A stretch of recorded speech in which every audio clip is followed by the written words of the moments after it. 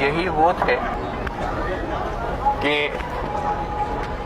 جن کو حضرت امام علی مقام نے اجازت دی تھی بچوں کے پیاس کو دیکھ کر کے دل میں خیال آیا تھا کہ جا کر کے پانی لے آئے، تو حضرت عباس پانی لینے کے لیے دریا کے کنارے جاتے ہیں۔ اچھا، امام علی مقام نے صرف ان کو پانی لانے کی اجازت دی تھی۔ اطاعت امیر کی اس سے بہتر کوئی مثال نہیں مل سکتی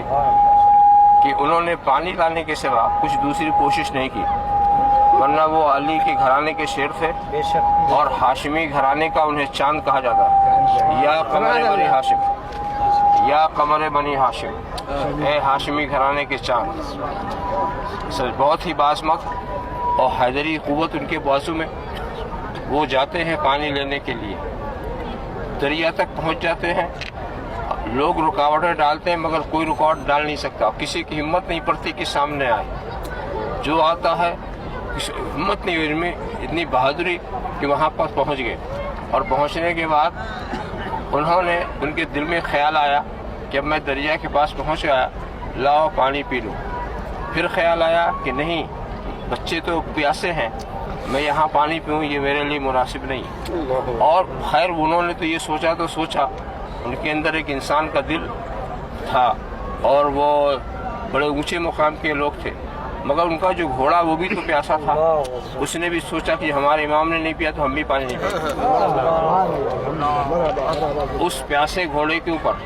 پانی مشکزے میں لے کر یہ چلنے کے بعد لوگوں میں ایک حیرانی پیدا ہو جاتی ہے کہ اگر یہ پانی خیمے تک پہنچ گیا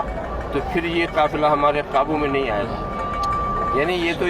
بزدلی کی انتہا دکھائی دی، بزدلی کی انتہا کہ بھوکے پیاسے لوگ، اور یہ انسانیت کے خلاف بات ہے کہ کسی کے پر پانی بند کیا جائے۔ اور جناب والا پھر وہاں سے حضرت عباس پانی لے کے چلتے ہیں،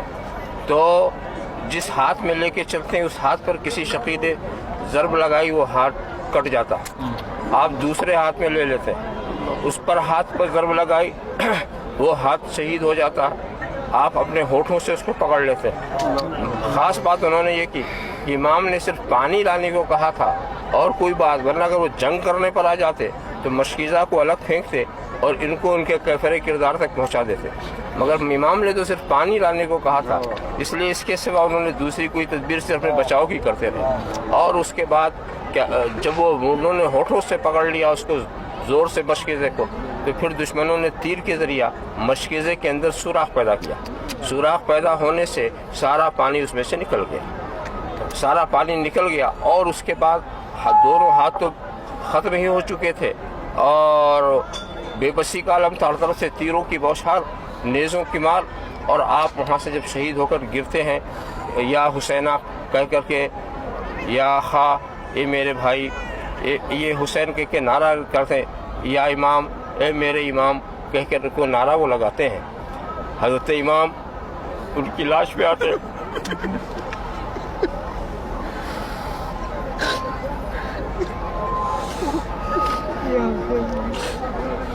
جو غم ان کی شہادت سے حضرت امام کو ہوا وہ کسی کی شہادت سے انہی کی شہادت تھی کہ جس پہ امام نے کہا کہ آج ہماری کمر ٹوٹ گئی۔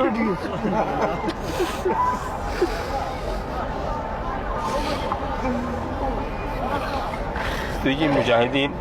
یہ خدا کے شیر، ان کی ہمت کی داد دینا چاہیے۔ آپ سوچیں اور غور کریں اپنے یہاں کے حال کے پیش نظر۔ ایک 14 سال کے بچے کی صلاحیت کیا ہوتی ہے، ایک 18 سال کا بچہ کیا کر سکتا ہے۔ کسی کڑیل جوان کو آپ 3 دن بھوکا، 3 دن پیاسا رکھیں تو اپنی چرپائی سے اٹھ نہیں سکتا، مگر حضرت علی اکبر 18 سال کے 3 دن کے بھوکے پیاسے ہیں، حضرت قاسم 14 سال کے 3 دن کے بھوکے پیاسے ہیں، مگر دشمنوں سے لڑتے ایسا ہیں کہ کوئی سامنے آتا ہے تو بچ کے نہیں جاتا، اور پھر وہ بزدلی کی انتہا کرتے ہیں۔ ایک آدمی کے مقابلے میں سینکڑوں حملہ کرتے ہیں، مگر سامنے آنے کی کسی میں جرت نہیں، جدھر جاتے ہیں پرے کے پرے صاف کر دیتے ہیں، مگر دور سے پھر تیر اندازی شروع کی جاتی ہے، اور تیروں سے بدن کو چھلنی کیا جاتا ہے، ایسے موقع پر گھوڑے کی پشت پر گرمی کی تیزی میں تلوار چلانا، دشمنوں کو ان کو کیفر کردار تک پہنچانا، یہ انسانی طاقت سے باہر کی چیز ہے، باہر کی چیز ہے۔ اس میں بھی شان ولایت ہے، اور یہ تو انہوں نے جو کچھ اختیار کیا یہ ان کا اپنا سمجھ لیجئے، یہ نہیں ہے کہ مجبور تھے، مجبور نہیں تھے، بلکہ وہ مختار کی اولاد تھے، مختار وہ مجبور بالکل نہیں تھے، مگر انہوں نے اپنا اختیار نہیں دکھایا، اپنا اقتدار نہیں دکھایا، اپنی حیثیت تو ضرور سمجھا دی، حیثیت تو انہوں نے ضرور سمجھا دی۔ آپ سوچیں فرات کیا، نہر فرات کیا، دریائے فرات کیا، ان کے بچوں کے بچے، غلاموں کے غلام، ان کے سامنے کیا مقام ہے غریب نواز کا، بچوں کے بچے، غلاموں کے غلام، اور ایک انا ساگر کو انہوں نے ایک لوٹے کے اندر کھینچ دیا۔ اگر امام حسین چاہتے تو پورا دریائے فرات ان کے قدموں سے بہتا، مگر انہوں نے یہ نہیں کیا، انہیں یہ دکھانا تھا اگر یہ سب کر کے حضرت امام حسین اپنے کو بچا لیتے تو حسین تو بچ جاتے، حسینیت نہ بچتی، حسینیت نہ بچتی، تو انہیں اسلام کو بچانا تھا، اپنے کو نہیں بچانا تھا، انہیں حسینیت کو بچانا تھا، اپنے کو نہیں بچانا تھا، اس لیے کہ اس کے لیے قربانی پیش کرنی ہے۔ اب آپ دیکھیں، غور کریں کہ دمشق کے تخت پر بیٹھنے والا یزید، ضمیر کے آج اس کا حشر کیا ہے؟ آج دیکھو وہ تخت کیا ہو گیا، وہ تخت تو تاج اجڑا ہوا آپ دیکھ کر کے آئے ہیں، اور آج اس کے اوپر لعنت برس رہی ہے، اس کی قبر کے اوپر لوگ جا کر پتھر مار رہے ہیں، رمیہ جمار کر رہے ہیں، کیا کیا کر رہے ہیں۔ اور جس حسین کے بچے جن کو میدان کربلا میں بھوکا پیاسا شہید کیا گیا تھا، آج ان کے مینارے آسمانوں سے بات کر رہے ہیں۔ یہ خلاف، یہ سلطنت، دلوں پر یہ حکومت، اور اس کے بعد یہ کتنی بڑی کامیابی کی بات ہے۔ یزید کی یہ سب سے بڑی ناکامی ہے کہ جو یزیدی خیال کے لوگ ہیں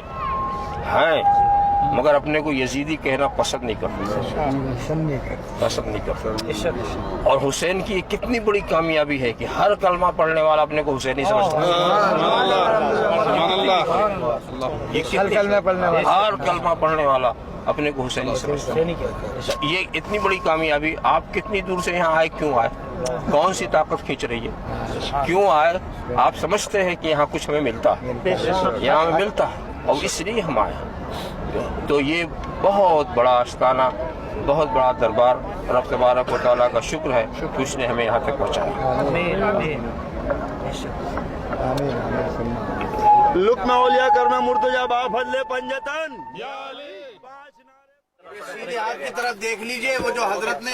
بتایا تھا کہ آپ جب مشکیزہ لے کے آ رہے تھے تو وہ جو آپ کے ہاتھوں کو